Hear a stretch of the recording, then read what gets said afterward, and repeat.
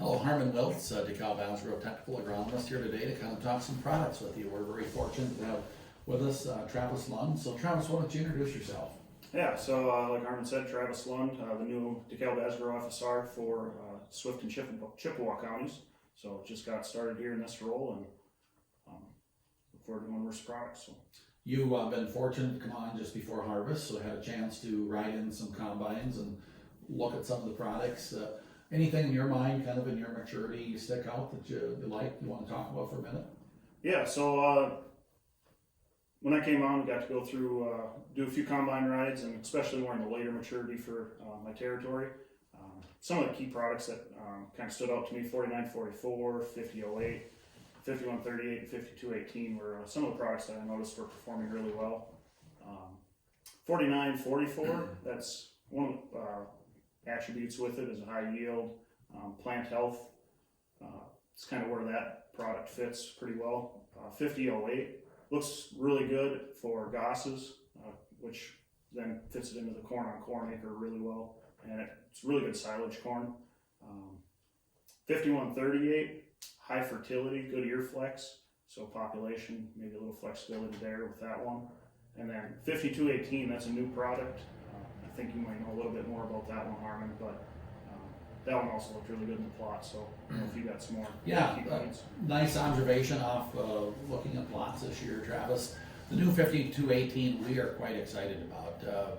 A new 102 day that brings a lot of yield, extra yield to the plate, so more yield potential than 5138, 5356, some of these products as we go forward. You know, where if I'm going to place it, I'm going to put it in maybe my top 2 highest yielding fields to really take advantage, Travis, of that extra yield at that point that we do have. It also does have a good disease score, so if we wanted to plant a corn on corn, I'd feel comfortable we can actually do that as well from that perspective. And we did have it in the silage trials this year and did well, so I would say also I would recommend it on a silage acre as well. So I think from a soil perspective, I would want to keep it on my good to heavy soils to really take advantage of that extra top end yield to kind of run with. And so we see it being a really nice tag team package. You know, the 4 that we talked about here is really all about high yield, and plant health is another thing. Standability, high fertility, so some nice products to kind of work from at that point. So anything else, Travis, that you saw you want to mention? I guess I just want to bring up one other new product that I feel pretty excited about. 4895.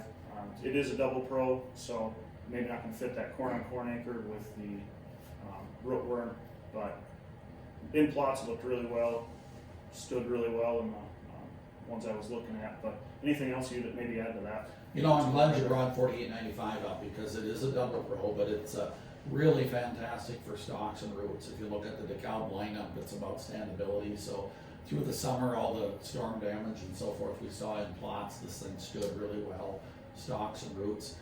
It's got a nice score for green snap as well, and Gosses wilt also. So I think we can really lean on this one quite heavily. The other thing I like about it is it had very good dry down. So guys that are kind of looking for an early 98-day corn that's going to give them some really good dry down is a real nice fit. So Travis, the other one we should probably bring up a little is 5198, the other brand new one. In this maturity, it's a 101 day. And some key things that we really saw in plots this year is that it came out of the ground really fantastic. Looked a lot like 5438 emergence. It does have a really good Gosses score too, so it fits the corn on corn acre. The other thing I really like about it, it's a little shorter stature, a little less residue. So it puts us in a nice position that we can plant it maybe ahead of corn on corn, or if we're having residue problems sort of thing. But you've done a nice job hitting a lot of products today. So yeah, no, I'd like to say it's a package approach to each farm, and I think between those several hybrids, we have a good package put together. So you mentioned the package. What is your thoughts? Why should a grower plant a pot package? Spread out your risk throughout throughout your farm.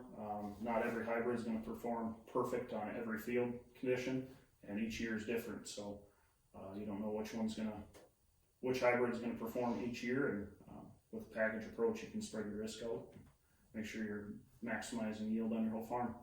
Excellent.